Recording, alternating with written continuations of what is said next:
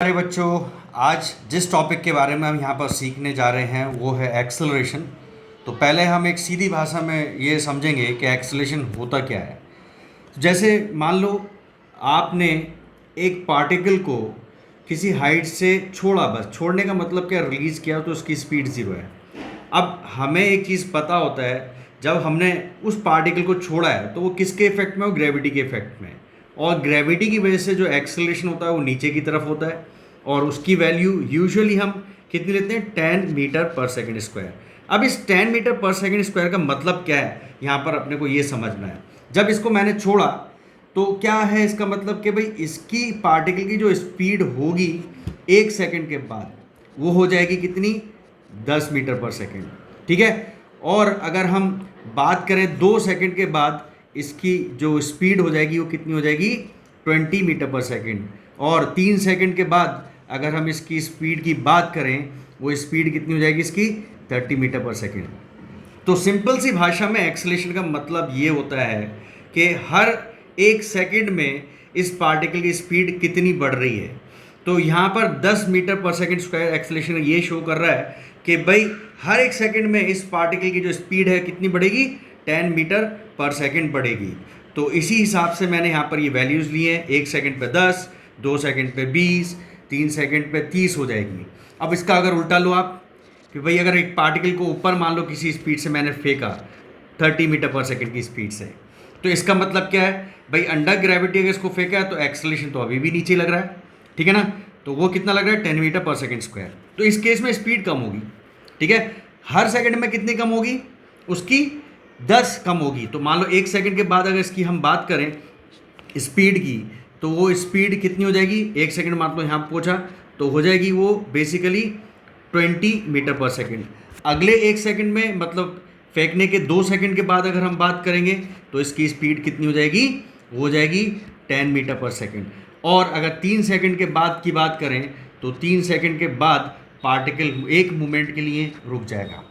तो इस टाइप के मोशन में जो पहला केस हमने लिया था उसको एक्सेलरेटेड मोशन बोलते हैं, और जो दूसरा केस लिया था उसको हम रिटार्डेड मोशन बोलते हैं। मतलब समझना बस ये है कि जो भी वैल्यू अगर हमें एक्सेलरेशन की गिवन होती है, ठीक है, वो बता दिए कि अगले हर 1 सेकंड में, ठीक है, उस पार्टिकल की जो स्पीड है कितनी बढ़ेगी या कितनी घटेगी।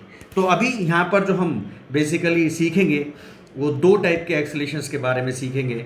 पहला एक्सेलरेशन है अपना एवरेज एक्सेलरेशन।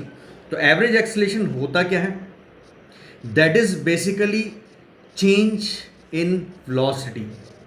क्या होता है ये, change in velocity upon time taken. क्या है, time taken to change velocity. उस वेलोसिटी को चेंज होने में जो टाइम लगा वो टाइम इंटरवल हम नीचे लेते हैं, ना कि पूरा टाइम। समझे क्या मतलब, अगर इसकी मैथमेटिकल फॉर्म यहाँ पर अगर मैं लिखता हूँ तो वो क्या होगा, delta V vector upon delta T.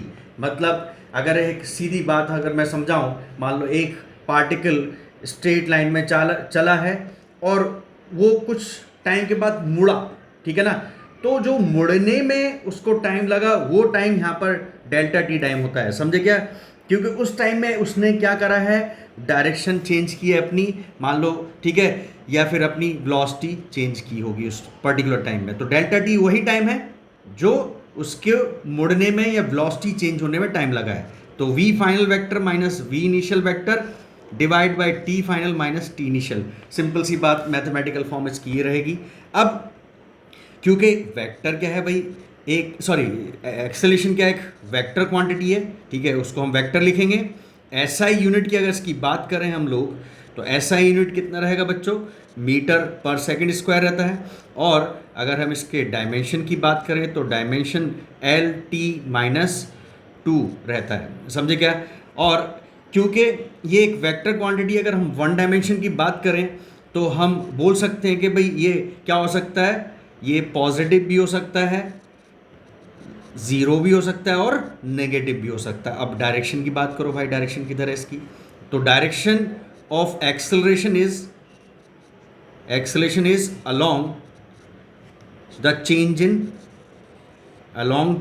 Change in velocity vector. जिधर वेलोसिटी वेक्टर का चेंज आया है उस तरफ क्या होता है, अपने को एक्सेलरेशन की डायरेक्शन मिलती है। अरे समझे क्या बच्चों? ठीक है, तो चलिए अब थोड़ा सा अगर हम बात करें इसकी ग्राफिकली, ये तो हमने थोड़ा मैथमेटिकल चीज़ें इसकी सीखी, तो ग्राफिकली हम कैसे रिप्रेजेंट करते हैं इसको, एवरेज एक्सेलरेशन को, उसकी बात करें तो मैं एक यहाँ पर क्या करता हूँ भाई, वेलोसिटी टाइम ग्राफ लेता हूँ एक पार्टिकल का जो कि किसी एक स्ट्रेट लाइन में चल रहा है, इधर v इधर t। तो मान लें कुछ ऐसा ग्राफ है, ठीक है। तो हम क्या चाहते हैं भाई, ये t1 टाइम है और ये t2 टाइम है, ठीक है। यहाँ पर इसकी वेलोसिटी मैं v इनिशियल लिख लेता हूँ या v1 लिख लेता हूँ, ठीक है। और इस t2 टाइम पे इसकी वेलोसिटी कितनी लिख दूँ, v2 लिख दूँ, ठीक। तो अभी पीछे अगर मैं बोलूँ कि भाई एवरेज एक्सेलरेशन निकालो इस पर्टिकुलर पार्टिकल का, तो एवरेज एक्सेलरेशन सीधा सीधा क्या हो जाएगा मेरे प्यारे बच्चों, वो हो जाएगा v2 minus v1 upon t2 minus t1। मतलब इसको मैं डेल्टा v अपॉन क्या लिख सकता हूँ, डेल्टा t। ये मुझे क्या मिल गया, इसका एवरेज एक्सेलरेशन की वैल्यू मिल गई। समझे क्या? अब अगर मैं क्या करूँ, इन दो पॉइंट्स के बीच में यहाँ पर एक सीकेंट ड्रॉ करूँ, समझे? तो इस सीकेंट की अगर हम बात करें, इस सीकेंट का स्लोप कितना है, टेन थीटा, मतलब ये थीटा एंगल बना रही है फ्रॉम टी एक्सिस, ठीक है। तो ये थीटा एंगल अगर टी एक्सिस से बना रही है, यहाँ पर एक हॉरिजॉन्टल लाइन अगर मैं ड्रॉ करूँ तो यहाँ से भी कितना एंगल बनाएगी, थीटा ही बनाएगी, अरे बनाएगी ना बच्चों, ठीक है। और इस सीकेंट का अगर मैं स्लोप निकालूँ तो वो स्लोप जो मुझे मिलेगा वो स्लोप कितना भाई, टेन थीटा। टेन थीटा इस राइट एंगल ट्राइंगल से आप लिखोगे तो ये डेल्टा टी है, यहाँ पर ये परपेंडिकुलर डेल्टा वी शो कर रहा है, तो कितना आ जाएगा, delta we by delta T, जो कि पीछे हमने देखा वो क्या चीज़ है, दैट इज एवरेज एक्सेलरेशन। समझे क्या? तो ग्राफिकली बेसिकली क्या है, average acceleration is slope of secant. ये क्या होता है, this is slope of secant of किसका, v वर्सेस t कर्व। अरे समझे बच्चों, क्लियर है सबको? चलिए अगले टॉपिक पे हम चलते हैं। ये तो एवरेज एक्सेलरेशन की बात हुई, तो दूसरा जो एक्सेलरेशन यहाँ पर हम अभी सीखने वाले हैं that is instantaneous acceleration. Instantaneous मतलब एक पर्टिकुलर मूवमेंट पर पार्टिकल का एक्सेलरेशन क्या होगा, ठीक है। तो जैसे कि नाम से अपने को दिख रहा है एक मूवमेंट की हम बात कर रहे हैं, तो पीछे जो हमने डेल्टा टी लिखा था वो डेल्टा टी क्या हो जाएगा, बहुत छोटा इंटरवल हो जाएगा। तो अभी पीछे लेक्चर्स में अगर आप लोग देखोगे तो डेल्टा टी अगर बहुत छोटा है तो उसको हम डी टी से नोट करते हैं। तो डी टी अगर है वहाँ पर तो जो वैल्यू उसकी वेलोसिटी की चेंज आएगी वो भी बहुत छोटी आएगी। तो यहाँ अगर मैं इंस्टेंटेनियस एक्सेलरेशन बोलूँ आप लोगों को तो वो क्या होता है, D V by D T, मतलब basically that is rate of change of velocity. किस रेट से वेलोसिटी चेंज कर रही है वो अपने को इंस्टेंटेनियस एक्सेलरेशन बताता है, ठीक है। एक पर्टिकुलर मूवमेंट में ये भी क्या है, वेक्टर है। ऐसा यूनिट इसका क्या होगा, वो मीटर पर सेकंड स्क्वायर ही रहेगा। डायमेंशनल फॉर्मूला अगर आप इसका लिखोगे, जो पीछे था एल टी माइनस टू, इसका भी एल टी माइनस टू रहेगा। समझे क्या? अब ये भी एक वेक्टर क्वांटिटी, तो it can be positive, zero, negative, कुछ भी हो सकता है। अरे समझे क्या बच्चों? अब अगर हम इसके ग्राफिकल की बात करें तो यहाँ भी हम क्या देखें भाई, पहले वी टी ग्राफ ड्रॉ करें किसी भी एक पर्टिकुलर टाइम पर, सॉरी एक पर्टिकुलर पार्टिकल का, तो ऐसा ले लेते हैं हम लोग। और मैं चाहता हूँ कि भाई इस मूवमेंट पर हम इस पार्टिकल का एक्सेलरेशन निकालें। तो कुछ नहीं करना है अपने को भाई, पीछे ये देखा, ये चीज़ क्या रिप्रेजेंट कर रही है, बेसिकली डेरिवेटिव, और डेरिवेटिव का ज्योमेट्रिकल मीनिंग क्या होता है, स्लोप ऑफ टेंजेंट। तो यहाँ आप एक टेंजेंट खींच दें, जो भी उस टेंजेंट का स्लोप होगा वो अपने को क्या देगा, इंस्टेंटेनियस एक्सेलरेशन देगा। बड़ा इंपॉर्टेंट बात है, समझे क्या? मतलब इंस्टेंटेनियस एक्सेलरेशन क्या है, that is basically slope of v versus t curve. Slope of v versus t curve मतलब, या स्लोप ऑफ टेंजेंट लिख सकते हो आप इसको, slope of tangent of v velocity versus t curve. समझे क्या? अब इस पर्टिकुलर एग्जांपल में हमसे क्वेश्चन क्या पूछ लेगा कि बताओ इस केस में जो यहाँ एक्सेलरेशन इस पार्टिकुलर घट रहा है या बढ़ रहा है, ठीक है। तो अगर इसका स्लोप बढ़ रहा होगा तो एक्सेलेरेशन बढ़ रहा होगा, और अगर स्लोप घट रहा होगा तो इसका एक्सेलेरेशन घट रहा होगा। अरे क्लियर बच्चों? तो ये बात इसकी यहाँ पर होगी। अब एक बहुत इंपॉर्टेंट बात, छोटी सी बात है बट आगे चल के कई जगह में ये छोटी सी बात आपको अच्छे क्वेश्चन सॉल्व करने में हेल्प करेगी। क्या है वो बात? बात ये है भाई, हमसे क्वेश्चन में कभी पूछ लेगा कि मैक्सिमम वेलोसिटी बताओ पार्टिकल की क्या है, तो या तो मैक्सिमम मिनिमम यूज़ कर लो आप अगर एक्सप्रेशन पता है, अदरवाइज एक छोटी बात याद रखें, वेलोसिटी मैक्सिमम वहाँ पर होगी जहाँ एक्सेलेरेशन जीरो होगा। Velocity is maximum when acceleration is zero. अरे समझे क्या बच्चों? बहुत इंपॉर्टेंट बात है ये, समझे? छोटी सी ज़रूर है बट इंपॉर्टेंट बात है। बिना मैक्सिमम यूज़ करके भी हम सीधी सी ये रिजल्ट यूज़ करके अपना आंसर ला सकते हैं। ठीक है, तो चलिए अगले टॉपिक पे चलते हैं। अगला टॉपिक क्या है? ये छोटा सा यहाँ पर एक रिज़ल्ट हम ड्राइव करेंगे और वो रिज़ल्ट आगे चल के कई जगह पर यूज़ होगा। मतलब चेंज इन वेलोसिटी निकालना है एक पार्टिकल का जो यूनिफॉर्म सर्कुलर मोशन में चल रहा है। अब यूनिफॉर्म सर्कुलर मोशन के बारे में जब सर्कुलर मोशन पढ़ेंगे तब सीखेंगे। ऑल्दो अभी बस इतना याद रखें, सर्कुलर मोशन का यूनिफॉर्म केस ये होता है जब पार्टिकल की स्पीड क्या रहती है? कांस्टेंट रहती है। तो मान लो किसी टाइम पर पार्टिकल यहाँ पर है तो स्पीड उसकी v है, किधर? टेंजेंशियल ऊपर की तरफ। पार्टिकल एंटी क्लॉकवाइज चल रहा है। मान लो कुछ टाइम के बाद पार्टिकल यहाँ पहुँचा, ठीक है, तो उसकी जो वेलोसिटी होगी वो इस तरफ रहेगी और कितना एंगल स्वैप किया उसने? थीटा एंगल स्वैप किया। ठीक है, हमें क्या निकालना है? ऑल्दो यहाँ पर स्पीड सेम है बट वेलोसिटी चेंज हो रही है। ठीक है ना? अब वेलोसिटी चेंज हो रही है, कितनी वेलोसिटी उसकी चेंज हुई उसका मैग्नीट्यूड अपने को यहाँ पर फाइंड करना है। तो यहाँ सिंपल सा हम डेल्टा वी निकाल रहे हैं। तो डेल्टा वी वेक्टर क्या होगा? V final vector minus V initial vector. समझे क्या? अब देखो यहाँ पर मैं क्या करूँ, ये इनिशियल वेक्टर है और ये यहाँ पर इसका फाइनल वेक्टर है। तो हम कुछ नहीं करेंगे, इन वेक्टर्स को अलग से एक साथ लेकर आते हैं। मैं क्या करूँ, इनिशियल वेक्टर को यहाँ पर शिफ्ट कर दूँ जहाँ पर फाइनल वेक्टर है।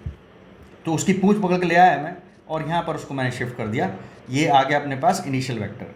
अब इनके बीच में एंगल कितना है वो अपने को यहाँ पर फाइंड करना है। ठीक है, ये कुछ चीज़ें मैं बना रहा हूँ यहाँ से। अगर आप देखो तो ये एंगल आएगा कितना? ये एंगल आएगा 90 माइनस थीटा। अरे आएगा नहीं आएगा? ठीक है, और ऑल्सो ये जो नीली वाली लाइन है ये वाली और ये वाली लाइन कैसे 90 डिग्री पे एक दूसरे के, तो ये एंगल जो हो जाएगा कितना हो जाएगा? थीटा हो जाएगा। तो यहाँ पर ये एंगल भी अपना कितना हो गया? थीटा हो गया। मतलब इनिशियल वेलोसिटी और फाइनल वेलोसिटी के बीच में एंगल कितना हो गया? वो थीटा मिल गया। सिंपल सा हम रिजल्ट यूज़ करेंगे जो वेक्टर्स में हमने सीखा था कि दो वेक्टर्स का अगर अपने को डिफरेंस निकालना है तो यहाँ पर क्या होगा? Basically v initial vector square का square plus v final vector का square minus 2 v initial v final cos उनके बीच में एंगल ऑफ थीटा। ठीक है, तो डेल्टा v यहाँ पर क्या आ जाएगा भाई? मैग्नीट्यूड तो सेम है, v square plus v square minus 2v square cos theta. अरे समझे क्या? तो यहाँ अगर आप देखें तो 2v स्क्वायर कॉमन आ जाएगा, 1 माइनस कॉस थीटा ब्रैकेट के अंदर होगा और 1 माइनस कॉस थीटा को हम क्या लिख सकते हैं मेरे प्यारे बच्चों? 2 साइन स्क्वायर थीटा बाई 2। ठीक है, तो फाइनल जो तुम्हारे पास रूट के बाहर चीज़ आएगी वो 2v साइन थीटा बाई 2 हो जाएगी। This is delta we. Very important result, थोड़ा सा याद रखें, आगे सर्कुलर मोशन में भी काम आएगा। और ख़ासकर अगर अपने को एवरेज एक्सेलरेशन निकालने के लिए बोले उस पर्टिकुलर केस में जहाँ पर पार्टिकल सर्कुलर मोशन में चल रहा है या फिर वो बिना स्पीड चेंज करे वो घूम रहा है। समझे क्या?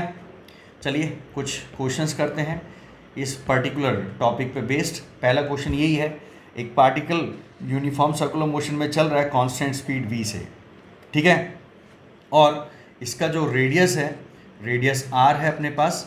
हमें एवरेज एक्सेलरेशन निकालना है इस पार्टिकल का a से b तक। बस मैग्नीट्यूड की बात कर रहा है तो मैग्नीट्यूड में सीधा सीधा हम फॉर्मूला यूज़ करेंगे।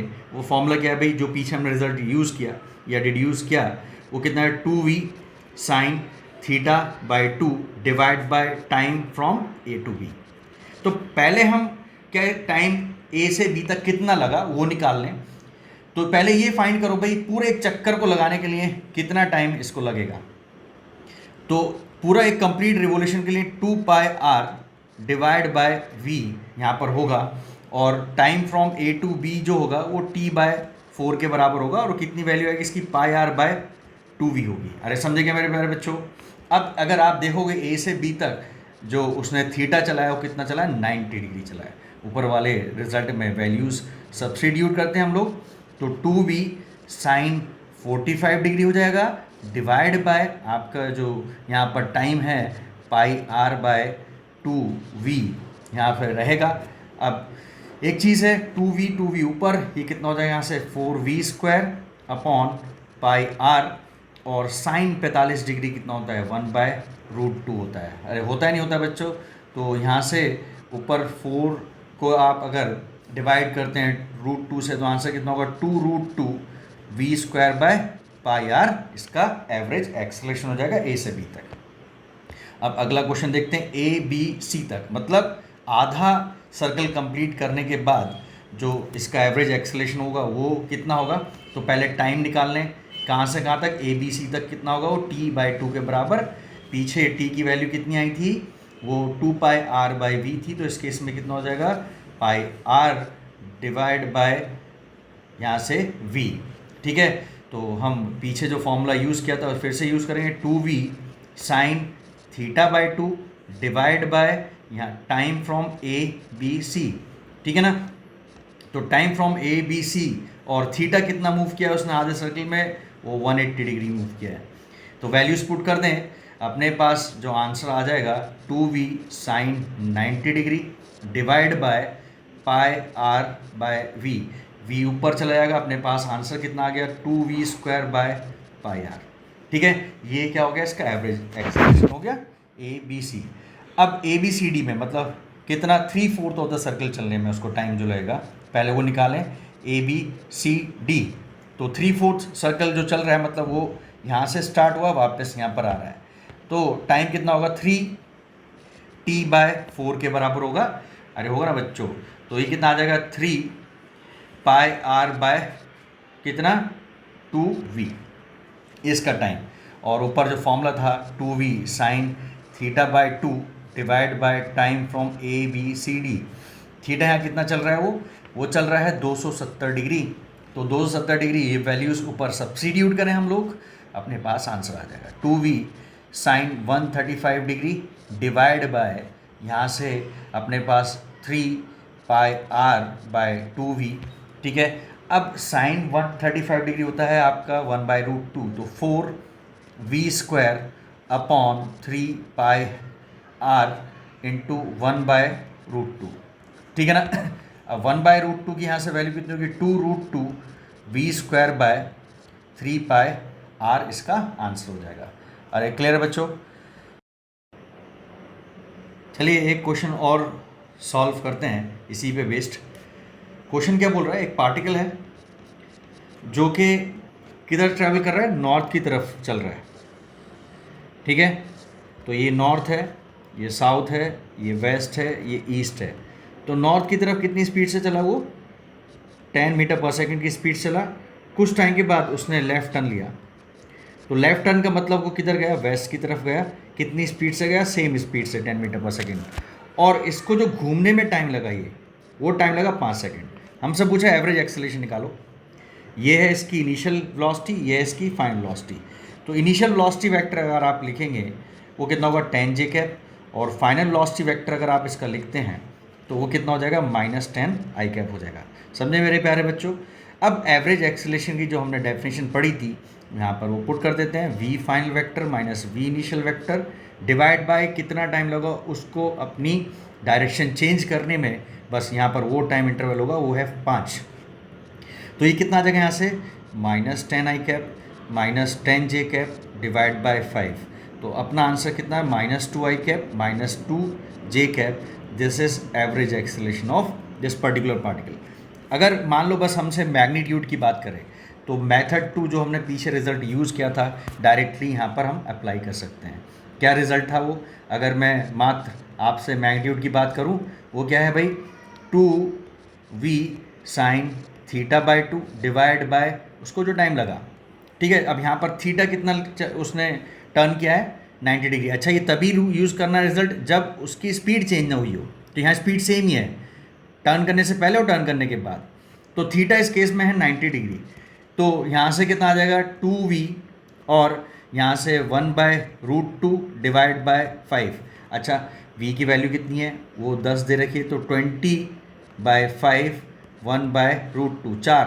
तो यहाँ से कितना आ जाएगा 2√2 मीटर पर सेकेंड स्क्वायर, इसका एक्सेलरेशन हो जाएगा मैग्नीट्यूड। बस यहाँ भी अगर आप मैग्नीट्यूड निकालते हैं पहले केस में, तो वही रहेगा 2 का स्क्वायर प्लस 2 का स्क्वायर, जो कितना होगा 2√2 मीटर पर सेकेंड स्क्वायर रहेगा।